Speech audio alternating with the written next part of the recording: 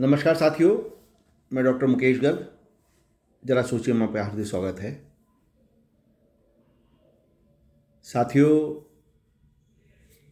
जम्मू कश्मीर में माता वैष्णो देवी मंदिर का जो बोर्ड है, माता वैष्णो देवी श्राइन बोर्ड,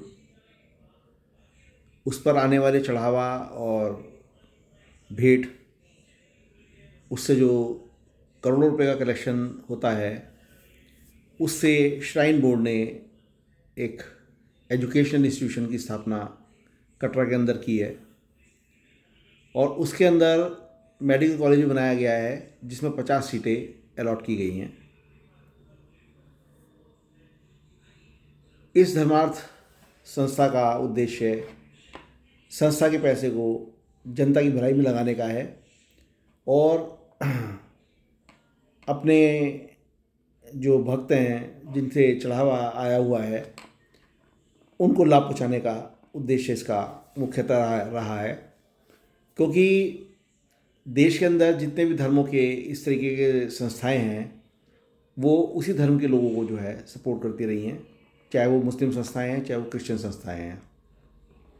इसलिए हिंदू मंदिर की संस्था, इसको भी ये सोच करके कि इससे हिंदुओं का भला होगा, स्थापना की गई। लेकिन आश्चर्यजनक तौर से इस बार जो 50 सीटों में से 42 सीटों पर मुस्लिम कैंडिडेट्स को एडमिशन दिया गया एमबीबीएस के अंदर। सिर्फ 8 हिंदू कैंडिडेट्स को एडमिशन दिया गया। ऐसा जो कार्य किया गया वो वहाँ की जम्मू कश्मीर की सरकार के द्वारा किया गया। जम्मू कश्मीर में उमर अब्दुल्ला की सरकार है और जब उमर अब्दुल्ला से इस विषय में सवाल पूछा गया तो उन्होंने कहा कि भारत का संविधान धर्मनिरपेक्ष संविधान है, आप धर्मनिरपेक्षता का शब्द हटा दीजिए, उसके बाद बात कीजिए। यानी उन्होंने कुल मिलाकर कोई विशेष बात ऐसी नहीं कही जो एडमिशन के अंदर खामियों को जो है उजागर करती हो। लेकिन पूरे जम्मू के जो विधायक हैं भाजपा के, वो और उनके साथ बड़ी संख्या में जनता इस प्रकार के जो कृत्य माता वैष्णो देवी श्राइन बोर्ड द्वारा संचालित एजुकेशन इंस्टीट्यूशन के अंदर किया गया सरकार द्वारा, उसका विरोध करने के लिए उतर आई है। तब ये बात हाईलाइट हुई है और इस बात के हाईलाइट होने के पीछे एक बहुत बड़ा कारण, अभी फरीदाबाद के अंदर अल फलाह यूनिवर्सिटी में जिस तरीके से आतंकी डॉक्टरों का आतंकी नेटवर्क पकड़ा गया, जिस तरीके से 2900 किलो विस्फोटक को बरामद किया गया, उसके बावजूद भी उमर खालिद जो है भागने में कामयाब रहा, डॉक्टर उमर खालिद, और वो दिल्ली के अंदर जो है बम विस्फोट करने में कामयाब हुआ। ये सब घटनाएं ये इंडिकेट कर रही हैं कि पढ़ लिखने के बाद भी ये कुछ व्यक्ति इतने सिरफिरे हैं कि वो धर्म की आड़ में आतंक का काम करने का काम कर रहे हैं।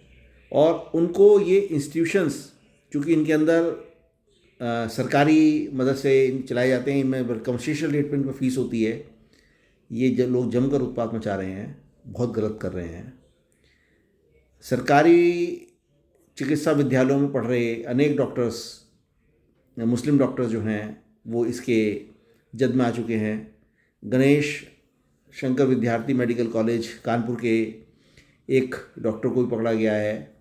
हरिद्वार में संचालित सहारनपुर में संचालित सरकारी गवर्नमेंट मेडिकल कॉलेज में भी दुनिया भर के डॉक्टर्स टीचर्स के रूप में और स्टूडेंट्स के रूप में वहाँ पे पकड़े गए हैं। और अल फलाह यूनिवर्सिटी से तो 15 डॉक्टर अभी तक भी गायब हैं, उनका कोई ना पता लग रहा है, ना ट्रेस आउट हो पा रहे हैं, ना उनके मोबाइल नंबर रीचेबल हैं। इस तरह की घटना घटने के बाद माता श्राइन बोर्ड मेडिकल महाविद्यालय में जो घटना घटी है, जिस तरीके से एडमिशन पैटर्न वहाँ का बनाया गया है, वो वाकई में चिंता का विषय है। और इस पर सरकार को पुनर्विचार करना चाहिए कि जो पैसा जिस संस्था के द्वारा खर्च किया जा रहा है, उस पैसे को उसी धर्म के आधार पर खर्चा किया जाना चाहिए, ना कि उस पैसे से उसका दूसरे धर्मों का प्रचार कराया जाए, जैसा इस देश में होता रहा है। केरल के अंदर क्रिश्चियंस पूरी तरीके से जो हैं वो अपने संस्थान चला रहे हैं। देश भर में अलीगढ़ मुस्लिम यूनिवर्सिटी हो या अन्य संस्थाएं हों, ये किसी भी आरक्षण को मानने को तैयार नहीं है। ये सिर्फ़ और सिर्फ मुस्लिम स्टूडेंट्स को ही जो है प्रेफर करती हैं और मुस्लिम स्टूडेंट्स ही इनके अंदर शिक्षा ग्रहण करते हैं। उनके यहाँ कोई भी आरक्षण नहीं है, कोई भी उनके यहाँ मेरिट लिस्ट इस तरह की तैयार नहीं की जाती जो हिंदुओं को प्रेफर करती हो एडमिशन लेने के लिए।